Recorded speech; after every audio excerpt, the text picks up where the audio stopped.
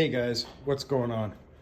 I got an email. It's kind of cool, a little less serious than I'm used to, but that's all right.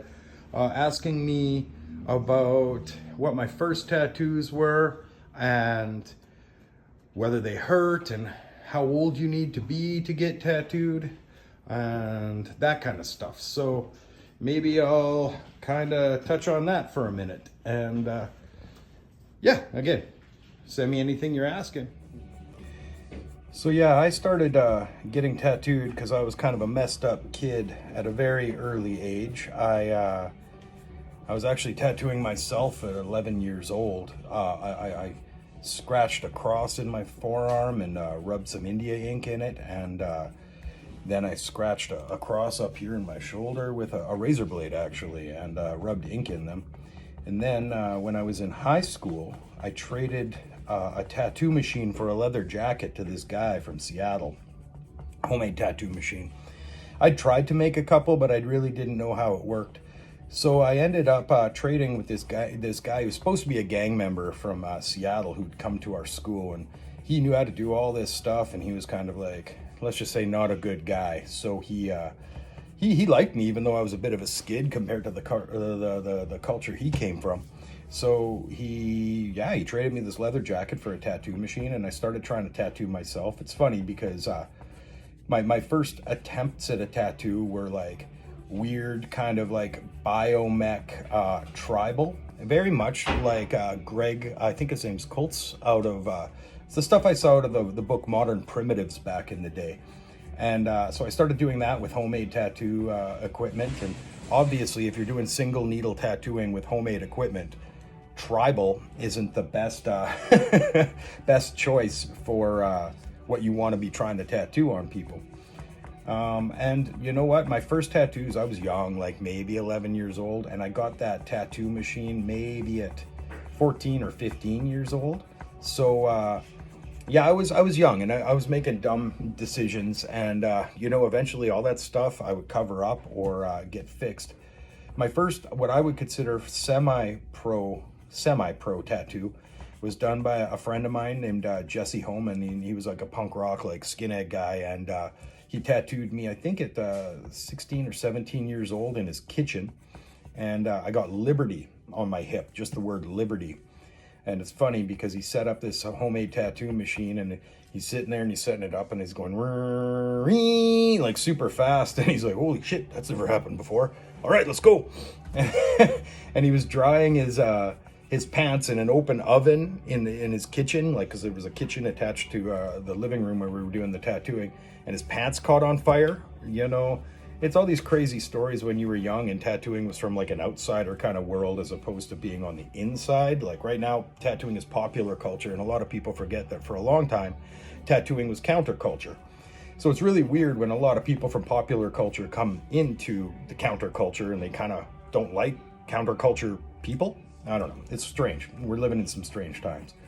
But yeah, I was young, and there's a reason that now I don't tattoo anybody under 18 years old in our shop. Even with parental permission, I don't really think it's a good idea.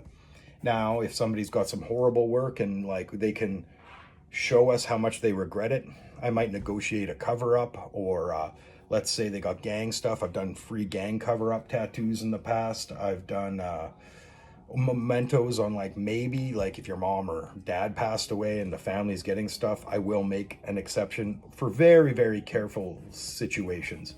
I don't really encourage it for just anything willy-nilly, because the decisions that you make early in your life are not going to be the decisions you want later in life. Like the stuff that I got tattooed early, I regret. I'm covered from my neck to my ankles, and I made some silly choices. And they say that part of your brain that, I guess, comprehends the consequences of your actions doesn't really develop until you're 25.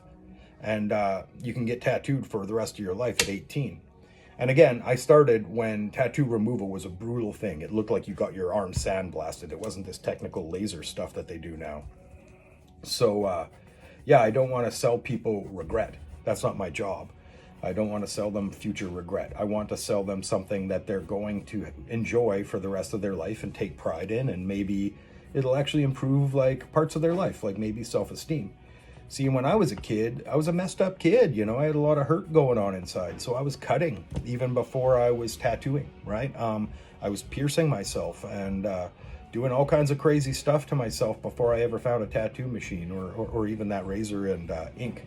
So yeah, I really encourage people to make responsible decisions and listen to the mistakes of others, because I see some young guys and they're covering themselves with homemade tattoos, and I'm trying to tell them, slow down, man. You're just making regrets for your future. You're making regrets for the people that are allowing you to tattoo them, but also that's your reputation. These people are going to remember what you did to them. And I really, you know, if I can give you any advice there, don't fuck that up, because, you know, people remember. I remember one time I met this young woman and she was a friend of a friend, and she had a pretty nasty little soccer ball tattoo.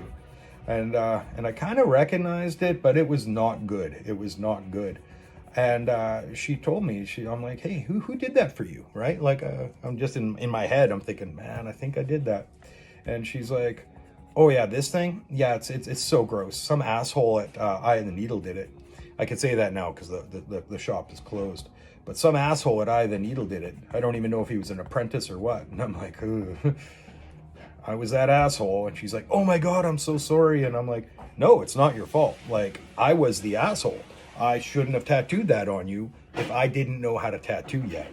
But at the time, you know, I didn't have the best mentorship, and he just kind of let me run wild. And running wild without proper mentorship is the recipe for chaos. And so the blind leading the blind, or, you know, the blind stumbling helplessly through the dark without a proper light, that's what's gonna happen, right? As for like the most painful spots, well, shit, I don't know. I've, in my experience, my personal experience, my sternum was one of the worst spots I got tattooed. But I was also young and dumb and hungover when I got it done.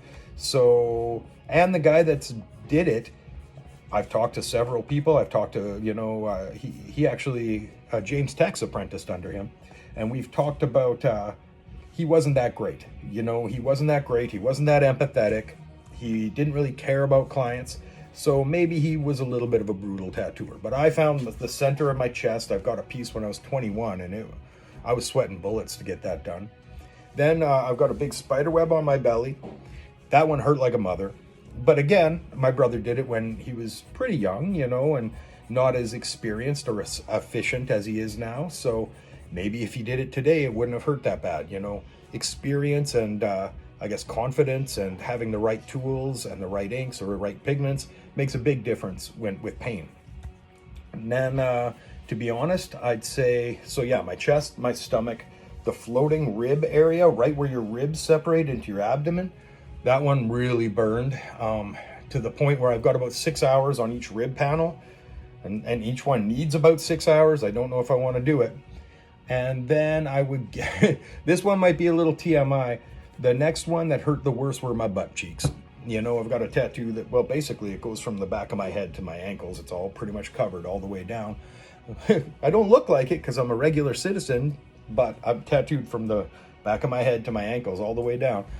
My butt cheeks made me nauseous. I was surprised how bad this hurt. I thought it was going to be a weird little tickle, you know, it's not going to be that bad, but it was bad. And I needed people distracting me and texting me. I tried looking at magazines and I'm just like, I can't believe people do this to themselves.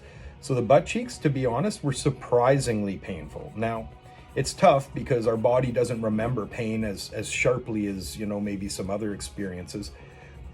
Otherwise, I guess we wouldn't have kids, more than one. One is enough, I don't need any more.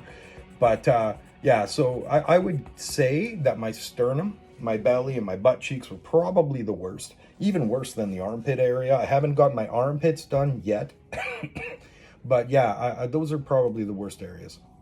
Anyways, thanks for the message. I'll try and answer whatever people send me. It doesn't matter if it's silly or serious, okay? Peace, love, and granola.